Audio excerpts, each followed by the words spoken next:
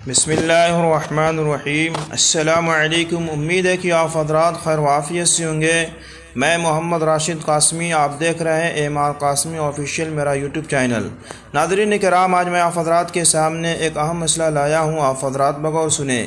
کسی شخص نے سوال کیا ہے کیا میت کو دفن کرنے کے بعد اس کے سرہانے کی جانب سورہ بقرہ کا اول حصہ پڑھنا اور پیر کی جانب سورہ بقرہ کی آخری آیتیں پڑھنا کیا نبی اکرم صلی اللہ علیہ وسلم سے ایسا کرنا ثابت ہے یا نہیں؟ اسی طرح سرن یا جہرن آواز سے پڑھنا ثابت ہے یا نہیں؟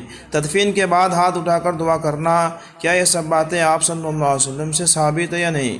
تو آئیے ناظرین کرام، ہم ان تمام مسئلے کے سلسلے میں دو اہم فتوے دیکھتے ہیں۔ ایک مادری علمی دارالعلوم دیوبند اور جامعہ علامہ محمد یوسف بنوری ٹاؤن کا فتویٰ۔ سب سے پہلے ہم جامعہ علامہ محمد یوسف بنوری ٹاؤن کا فتویٰ دیکھتے ہیں۔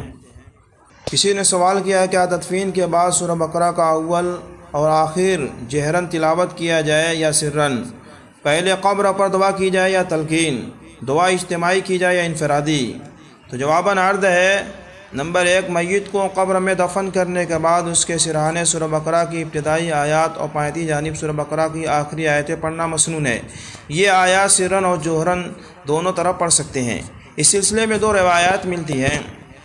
نمبر 1 معجم الکبیر میں ہے، حضرت لجاج رضی اللہ تعالی عنہ نے اپنے بیٹے عبد الرحمن بن علا رحمۃ اللہ علیہ کو وصیت کی تھی کہ جب میرا انتقال ہو جائے اور میرے لیے قبر تیار کر دو تو مجھے قبر میں ڈالتے وقت بسم اللہ وعلی ملت رسول اللہ پڑھو، میری قبر پر مٹی ڈالو اور پھر میرے سرہانے سورہ بقرہ کی ابتدائی اور اختتامی آیتیں پڑھو، کیونکہ میں نے رسول اللہ صلی اللہ علیہ وسلم کو یہ کہتے ہوئے سنا ہے۔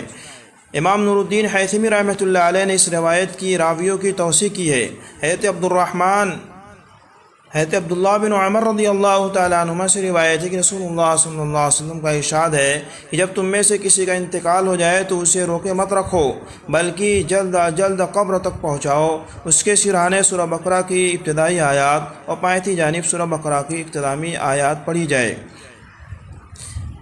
امام حیثمی رحمۃ اللہ علیہ نے یحییٰ بن عبداللہ بابلتی کی وجہ سے اس روایت کو ضعف کہا ہے، لیکن حافظ ابن حجر رحمۃ اللہ علیہ نے اس کی سند کو حسن کہا ہے۔ علامہ شامی رحمۃ اللہ علیہ فرماتے ہیں کہ نبی اکرم صلی اللہ علیہ وسلم سے ثابت ہے کہ آپ نے میت کے سرہانے سورہ بقرہ کی ابتدائی اور پیروں کی جانب اختتامی آیتیں پڑھی۔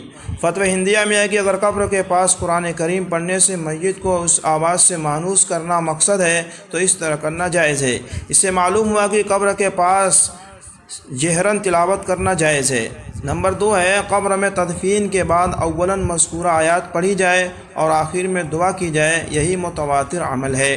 نمبر 3 ہے، میت کو دفن کرنے کے بعد قبلہ رخ ہو کر ہاتھ اٹھا کر دعا کرنا نبی اکرم صلی اللہ علیہ وسلم سے ثابت ہے، لہذا آپ صلی اللہ علیہ وسلم کی پیروی کرتے ہوئے قبلہ کی طرف رخ کر کے ہاتھ اٹھا کر دعا کرنا جائز ہے۔ تدفین کے بعد انفرادی طور پر بھی درست ہے، اور جو لوگ تدفین میں شرکت کی غرض سے آئے ہیں ان کے ساتھ مل کر اجتماعی دعا بھی درست ہے۔ یہ دعا سرن بھی کر سکتے اور جہرن بھی۔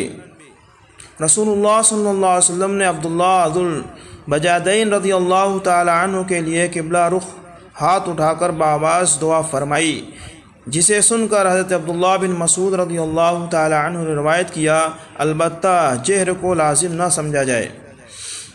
تو آئیے دارالعلوم دیوبند کا فتویٰ دیکھ لیتے ہیں۔ کسی نے سوال کیا ہے کہ میرا سوال یہ ہے کہ کیا جب میت کو دفن کیا جاتا ہے تو اس کے بعد اس کے سر اور پیر کی جانب کھڑا ہو کر تلقین کی غرض سے سورۃ الفاتحہ، البقرہ کا پہلا رکوع اور پھر البقرہ کا آخری رکوع پڑھنا کس صحیح حدیث سے ثابت ہے؟ برائے کرم جلد جواب عنایت فرمائیں۔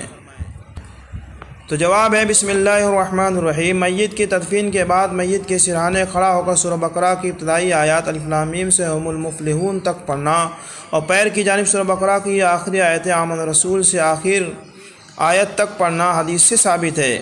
حدیث میں کچھ ضعف ہے لیکن فضائل اعمال میں معتبر ہے۔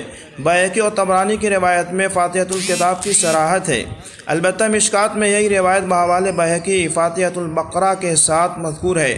ملا علی قاری رحمۃ اللہ علیہ نے اس کی وضاحت کرتے ہوئے الف لام میم سے مفلحون تک پڑھنا لکھا ہے، اور علامہ طیبی رحمۃ اللہ علیہ کے حوالے سے اس کی وجہ اور حکمت بھی لکھی ہے۔ اس لیے ممکن ہے کہ بیہقی اور طبرانی کی روایت میں مذکورہ فاتحۃ الکتاب سے فاتحۃ البقرہ ہی مراد ہو۔ ویسے ایصال ثواب کی غرض سے سورہ فاتحہ کی تلاوت کرنے میں بھی مذائقہ نہیں۔ واللہ اعلم۔ دارالفتاء دارالعلوم دیوبند۔ ناظرین کرام، مجھے امید ہے کہ آپ حضرات کو یہ مسئلہ پوری طرح سے سمجھ میں آ گیا ہوگا۔